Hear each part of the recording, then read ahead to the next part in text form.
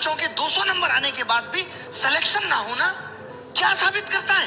कर आए थे कि ये सरकार पहले वाली सरकार से भी बेहतर काम करेगी और हमें रोजगार देगी, बट इस सरकार ने तो सारे रोजगार खत्म कर दिए। महंगाई चौथे आसमान पे है, पेट्रोल का दाम इतना बढ़ गया कि अब आप बाइक नहीं चला सकते। कि आप सब इनकी वीडियो को जाके डिसलाइक करिए, इनको मजबूर कर दीजिए लाइक डिसलाइक बटन को बंद करने के लिए। इतने कमेंट करिए, इतनी वीडियो इनकी रिपोर्ट करिए, मोदी जी की मन की बात को डिसलाइक करिए।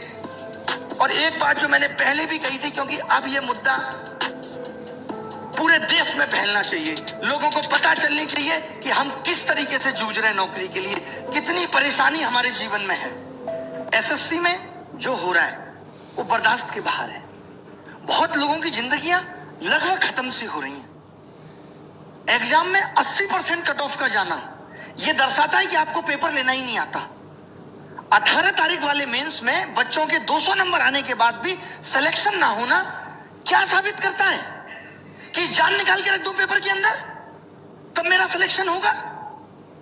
कल जब से 18 का रिजल्ट आया है, 19 का 2019 एग्जाम में 18 तारीख वाले बच्चे इस तरीके के मैसेज कर रहे हैं कि सर मैं सुसाइड कर रहा हूं, मुझे बचा लो। रात के 3 बजे तक मैं 25 बच्चों से बात करके कन्विंस कर रहा हूं कि इंतजार करो, कुछ करेंगे। हम सरकार को इसलिए लेकर आए थे कि यह सरकार पहले वाली सरकार से भी बेहतर काम करेगी और हमें रोजगार देगी, बट इस सरकार ने तो सारे रोजगार खत्म कर दिए। महंगाई चौथे आसमान पे है, पेट्रोल का दाम इतना बढ़ गया कि अब आप बाइक नहीं चला सकते। रसोई गैस की कीमत इतनी बढ़ गई कि वापस अब चूल्हे पे आना पड़ेगा।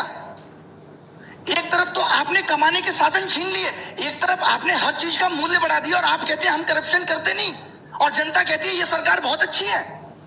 2019 में इंडिया करप्शन के स्थान पे 80 नंबर पे थी और 2020 में वही 86 नंबर पे हो गई। मैं पूछना चाहता हूं, अभी तो जांच बैठी नहीं, तब 6 अंक आगे निकल गई। जिस दिन जांच बैठेगी तो पता चलेगा ना कि करप्शन हो कितना रहा है। क्या बिना करप्शन के वैकेंसी खत्म हो गई? एक सीट कम, जो सीट है उस पे भी करप्शन। एग्जाम टाइम से लेंगे नहीं, पेपर सही बनाएंगे नहीं, पेपर में क्वेश्चन गलत डाल के भी 100 रुपए वसूलेंगे, उसको भी पैसा वसूलने का धंधा बनाएंगे। एक साल में 2 रिजल्ट एक साथ देंगे, बच्चे को कंफ्यूज करेंगे कि तुम 18 भी भरो, तुम 19 भी भरो, उसे उलझाए रखेंगे। रिजल्ट इतना लेट कर देंगे ताकि वो बोल ही ना पाए, टूट जाए। जैसे कहते हैं ना, कोई अगर आपसे उधार पैसा ले ले, उसको हर दिन कॉल करने दो, रोज उसे घर आने दो, एक दिन वो आना भूल जाएगा, अपने पैसे भूल जाएगा कि भाई मैं इससे ज्यादा परेशान नहीं हो सकता। कल इन्होंने रिजल्ट दिया और मार्क्स के बारे में बोल दिया बाद में देंगे। अब ये पता है मार्क्स कब देंगे? ये मार्क्स देंगे 3 महीने बाद, जब आप लगे होंगे 2020 की तैयारी में, आपका ध्यान 2020 की तैयारी में होगा, आप कुछ कह नहीं पाओगे। अरे कब तक सहेंगे हम? अब युवाओं की हुंकार लेके रहेंगे रोजगार। अब अगर रोजगार नहीं मिला ना तो देश सर पे उठा लेंगे। इससे ज्यादा मैं कुछ नहीं कह सकता। हमारी मांगे क्या है? आज ये वीडियो बहुत महत्वपूर्ण है। मैं उन सब लोगों का दर्द बयां कर रहा हूं जो 4-4, 5-5 साल से तैयारी कर रहे हैं और आपकी एक गलती की वजह से उनकी जिंदगी खत्म हो जा रही है। एज रिकॉग्निंग इशू लगातार 2015-16 तक एज अगस्त से काउंट होती थी।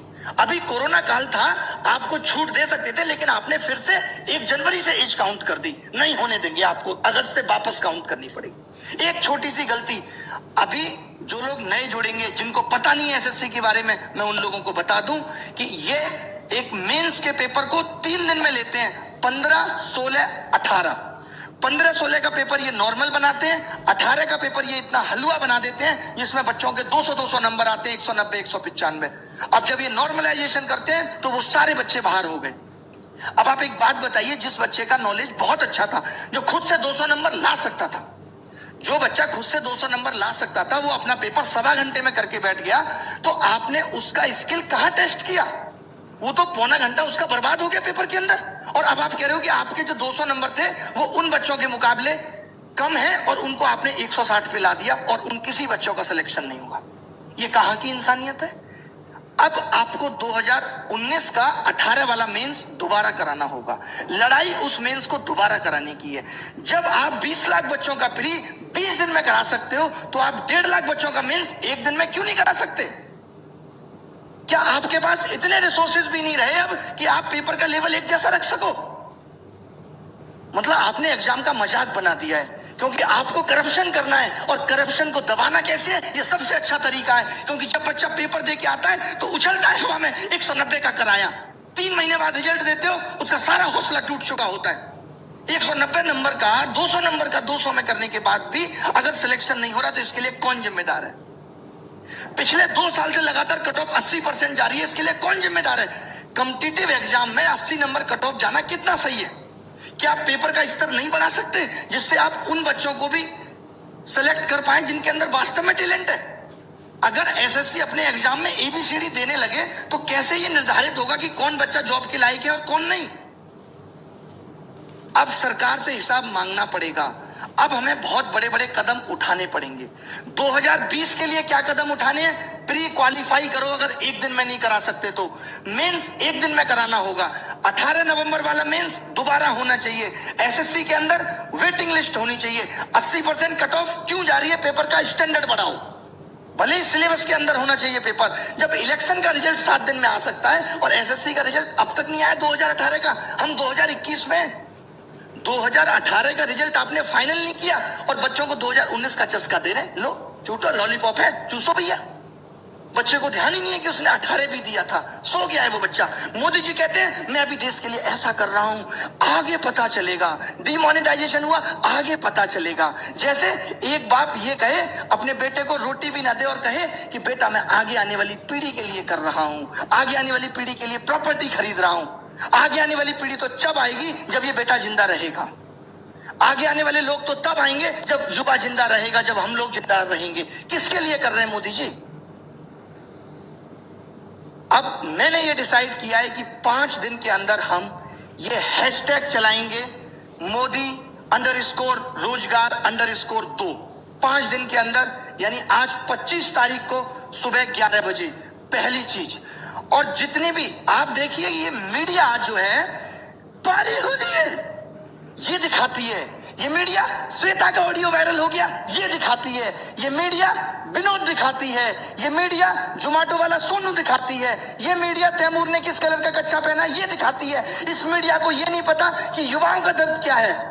अगर मीडिया ने ये टॉपिक नहीं दिखाया, ये अनफेयरनेस नहीं दिखाई, तो आप सबको मेरी कसम है कि सारे मीडिया चैनल्स की वीडियो को जाके रिपोर्ट करो। हम दिखाएंगे कि इनका आईटी सेल हमारी ताकत के सामने कितना तुच्छ है और हम क्या कर सकते हैं। मेरी सब युवाओं से गुजारिश है,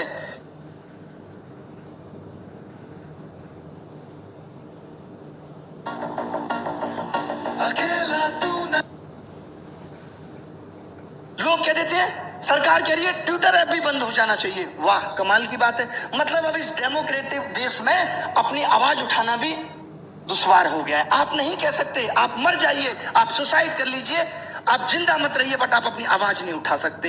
ये कुछ मुझे ऐसी बात याद आ रही है, जब मेरी गर्लफ्रेंड से कोई लड़का बात करता था तो मैं उसको नहीं समझा सकता, उस लड़के को जाके कहता था तू उससे बात मत कर। बहुत बढ़िया। अभी एनालिसिस होता था, अब एनालिसिस पे आईबी ने ये कह दिया कि अब एनालिसिस नहीं होना चाहिए, आप एनालिसिस रोक देंगे। और जो बच्चा घर घर जाके बताएगा, इससे आपको पता है क्या होगा? अब एनालिसिस भी बिकने लगेगा दूसरी एप्स पे, कि लोग अब एनालिसिस खरीदेंगे, यूट्यूब पे नहीं आएगा और आपको पता नहीं चलेगा। आपको क्या करना चाहिए था कि हर पेपर का हम लेबल बदल देंगे, करो एनालिसिस, कितना करोगे।